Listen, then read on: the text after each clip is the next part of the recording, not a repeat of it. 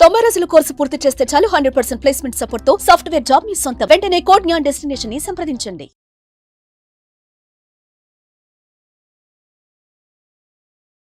నమస్కారం, సుమన్ టీవీకి స్వాగతం. 2025 సంవత్సరం నవగ్రహాల స్థితిగతులు ఎలా ఉన్నాయి, ద్వాదశ రాశుల వారికి ఎటువంటి ఫలితాలని అందజేస్తున్నాయి, ఈ విషయాన్ని తెలియజేసేందుకు మనతో పాటు ఉన్నారు ప్రముఖ జ్యోతిష శాస్త్ర పండితులు, శ్రీచక్రపీఠ వ్యవస్థాపకులు బ్రహ్మశ్రీ ప్రదీప్ జోషి గారు. గురుగారు నమస్కారం. శ్రీమాత్రే. గురుగారు, 2025 సంవత్సరం సింహరాశి వారికి ఎలా ఉంది? సో వాళ్ళకి ఏమైనా గ్రహాలు అనుకూలిస్తున్నాయా? శ్రీ గురుభ్యో నమః. శ్రీమాత్రే నమః. సింహరాశి రాశుల్లో 5వ రాశి. ఈ రాశికి ఇప్పుడు ఏమవుతుంది, మొన్నటి వరకు శని ఎక్కడున్నాడు, అష్టమ స్థానంలో కాదు సప్తమ స్థానంలో ఉన్నాడు. ఇప్పుడు ఏమవుతాడు, అష్టమంలోకి వెళ్తాడు. శని అష్టమంలో పెట్టగానే అష్ట కష్టాలు పెడతాడు, తిప్పలు పెడతాడు, దెబ్బలు తాకిస్తాడు, అవమానాలు ఎదురవుతాయి. ఆఫీస్లో మీ మీద ఎవరో రూమర్స్ క్రియేట్ చేస్తారు, ఆ రూమర్స్ విని ఏడుస్తారు, బాధపడతారు. ఇవేవి బాధపడకండి, ఇది మీ మంచికే. మీ అన్నదమ్ములు మిమ్మల్ని తిడతారు, ఆస్తి పంపకాలు కావాలంటారు, మీ భార్య కూడా మిమ్మల్ని తిడుతుంది, నా పేరు మీద ఎందుకేం కొనట్లేదు అని అడుగుతుంది. ఇంకా విచిత్రంగా ఉంటుంది అన్నమాట పరిస్థితి. అష్టమ శని రాగానే అష్ట కష్టాలు, ఇట్లా కూడా కష్టాలు ఉంటాయా అన్నట్టు ఉంటాయి అన్నమాట. కాబట్టి కానీ ఒక్కటి మాత్రం మేలుంది, డబ్బులు విపరీతంగా వస్తాయి. కాబట్టి ఏం చేయాలంటే అష్టమ శని రాగానే ఉద్యోగం మానేయాలి. ఉద్యోగం మానేయగానే నీ వాళ్ళు నా వాళ్ళు ఎవరో మొత్తం తెలిసిపోతుంది. వ్యాపారం స్టార్ట్ చేయాలి, తప్పకుండా వ్యాపారం. ఎందుకోసమంటే 11వ స్థానంలో గురువు వస్తున్నాడు కాబట్టి ఉద్యోగం మానేయాలి. మీరు మానేయకపోయినా ఉద్యోగం మానేయాల్సిన పరిస్థితి వస్తుంది, లేదంటే ఏడుస్తూ పనిచేయాలి. జీవితంలో ఎప్పుడైనా ఏదైనా సరే పుష్పలాగా ఇది నా కాలు నేను వేసుకున్నా, ఆడు మర్యాదను కొనుక్కోమను, ఈ డైలాగ్ ఏమైనా కొట్టాలి అనుకుంటే ఇప్పుడు కొట్టచ్చు. సింహరాశి వాళ్ళు మీ బాస్ని ఏమైనా తిట్టాలి అనుకుంటే వెళ్ళి తిట్టండి. ఇంకా ఓకే, అదే సినిమాలు ఉంటాయి, అదేమంటారు, దమ్ముంటే పట్టుకోరా శేఖవత్తు, పట్టుకుంటే వదిలేస్తా సిండికేట్ అన్నట్టు. ఇప్పుడు మీ బాస్ని ఛాలెంజ్ చేయండి. కానీ ఇప్పుడు అందరూ కూడా అమ్మో అష్టమ శని వస్తుందా అని చాలా టెన్షన్ పడిపోతారు కదా. పడాలి. శని ఇదే టైంలో చేస్తాడు. అష్టమ శని అష్ట కష్టాలు పెట్టి జీవితం మర్మాన్ని ఇస్తాడు, కానీ గమ్యాన్ని ఇస్తాడు. అది గుర్తుపెట్టుకోండి, తప్పకుండా గమ్యాన్ని ఇస్తాడు శని.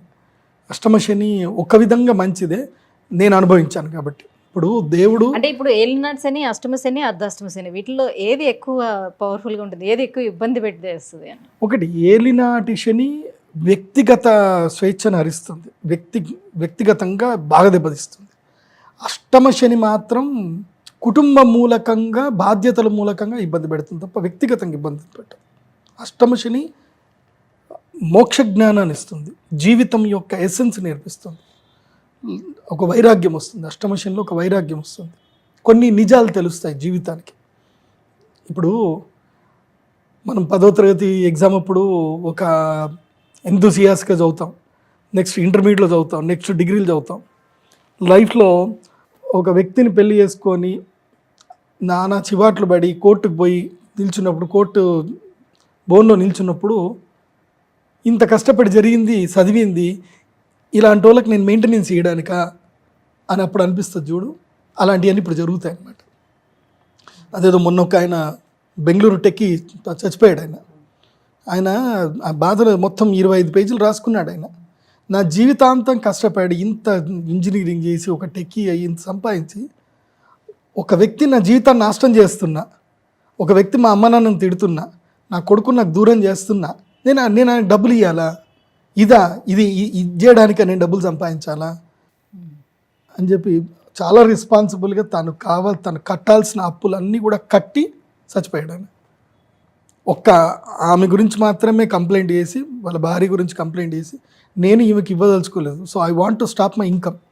నేను సంపాదించినా మీరు డబ్బులు అడుగుతున్నారు, జడ్జిమెంట్ ఇచ్చారు కాబట్టి నేను ఇవ్వాల్సిందే, నేను చచ్చిపోతే ఓడిస్తాడు, నేను చచ్చిపోతా అని చెప్పి చచ్చిపోయాడు. ఆయన అష్టమ శని నడిచింది కాబట్టి చచ్చిపోయాడు. అష్టమ శని చావు దగ్గర దాకా తీసుకెళ్తుంది, కానీ చావు దగ్గర దాకా పోయిచ్చినోడికి చావు అంటే భయం పోతుంది. కానీ ఆ భయం పోయేటట్టుగా ఒక స్నేహితుడు ఉండాలి, ఒక గురువు ఉండాలి. చావును చూడాలి కానీ బయటకు రావాలి. చావును చూసిన వాడికి చావు భయం రాదు, ఇంకా పోతుంది. నేను ఆల్రెడీ చావును చూసి వచ్చాను రా అంటారు. అది జరుగుతుంది ఎవరికి? సింహరాశి వాళ్ళకి. కానీ అంత ధైర్యంగా ఉండాలి, ఒక గురువుని పట్టుకోవాలి, చేయగలిగితే మంచిగా ఉంటుంది. అందుకే